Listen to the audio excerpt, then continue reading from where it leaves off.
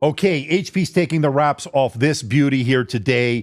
Finally, I can talk about it. This is a pre-production unit, but they're going to be coming out with this year. This is the EliteBook Ultra G1i, and the I stands for Intel, as it's running the latest Lunar Lake processor from Intel. Now, this is running the Core Ultra 7, the 268V. I can't give you any specific benchmark numbers as this is a pre-production unit, but we can get an overall look at this absolutely gorgeous laptop. I love this blue finish. It reminds me a lot of the Dragonfly laptops we saw from the EliteBook line in years past, and they took a lot of that design language and incorporated it here into an absolutely stunning looking laptop. And it's an all metal design here with a gorgeous 14-inch 2.8K OLED display, touchscreen display, and 120 hertz refresh rate.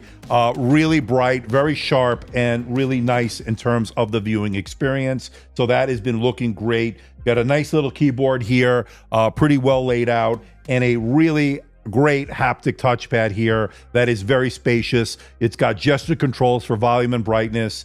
And I got to tell you, I've been super impressed with the overall package here, and I can't wait to bring you a full review once I get the green light from HP. But this is a preview here today as they're releasing it here for CES 2025 right here in Las Vegas. So we'll get our first look at it here right now. Hey everybody, it's Andrew, and this is the HP EliteBook Ultra G1i, brand new for 2025. Coming up.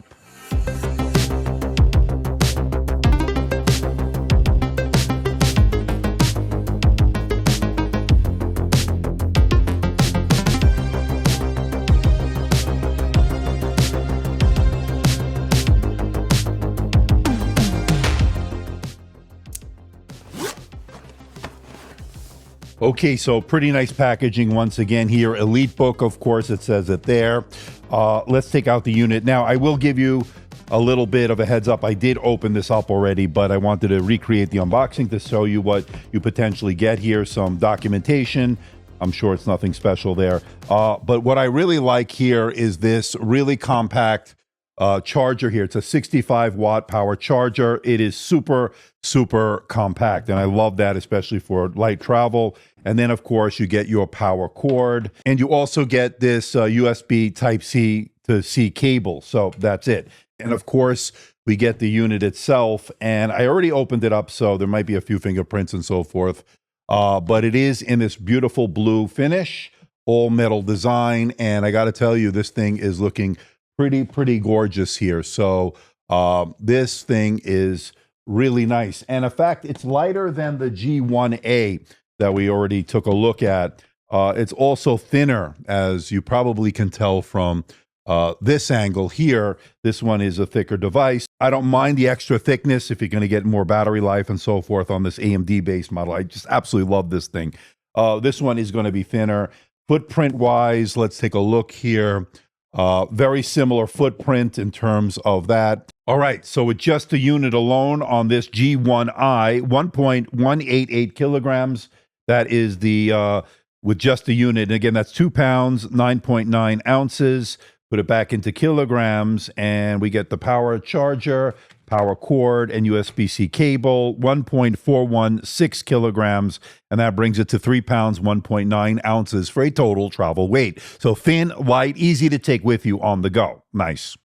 Okay, let's check out the port selection. We're going to start off on the left side. We get a microphone headphone combo jack, a USB Type-A port, 10 gigabits per second. You get a Thunderbolt 4 USB Type-C port, 40 gigabits per second. It is also full function. And moving over to the right side, you get a Kensington lock port and 2 USB Type-C Thunderbolt 4 ports, 40 gigabits per second, and they are full function. And for those wondering, yes, you can open the lid with one finger, and the keyboard is actually pretty good on this. In terms of the key travel, pretty decent key travel, although maybe a smidge on the shallow side, but very good for typing out documents and emails, as I've been using this prototype for the last couple of weeks or so, and it's been pretty good in terms of the overall typing experience. It has a multi-stage backlight, which is going to allow you to get work done in a dark room or a dimly lit environment. I'll give you more information on this as I use it more and bring you a full review down the road. Now, as far as the touchpad, as I mentioned earlier, this is a haptic touchpad, which gives you a lot of control in terms of the haptic feedback. You can control that in the My HP app, and the responsiveness was excellent when it comes to scrolling and doing all the gestures. Overall, a very good implementation when it comes to that haptic touchpad. So I'm going to enable gesture control here. So now the side of the touchpad on the left side raises it, and it actually gives you feedback on that. And then, of course, same thing with the volume, system volume on the right side. That's with the gesture control enabled, as you can see here in the settings. Now, the display is absolutely gorgeous. Now, according to their spec sheet, you can get this in either a touch or a non-touch variant. They're both OLED, and they have that 3K or 2.8K, I like to be more specific, resolution, a 2880 by 1800. We have the touch variant here. They're calling it the Bright View display. It's got a low blue light filter, and it has a peak brightness of 400 nits. Standard dynamic range can go above that with HDR. And I got to tell you, having used this for the past couple of weeks or so for consuming media, watching Netflix, Amazon, YouTube, everything was sharp, everything vibrant. The colors are there, the deep blacks are there. Everything you'd expect from an OLED display is present on this unit. So great job in that regard. This is going to be great for color accuracy, coverage of the color gamut, for those content creators who won't need to do work, of course, in that arena.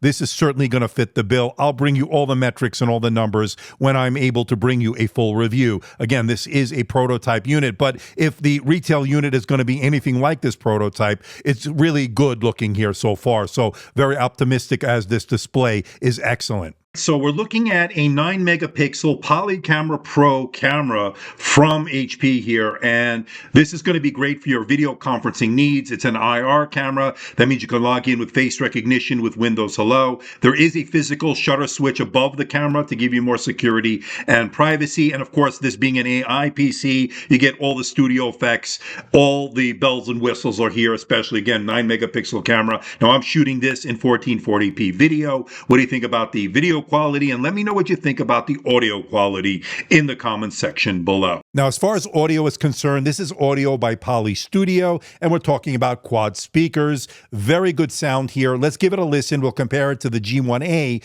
that I have here as far as a prototype as well, but you can get an idea of the sound. And again, quad speakers here are really good. Now, let's give them a listen.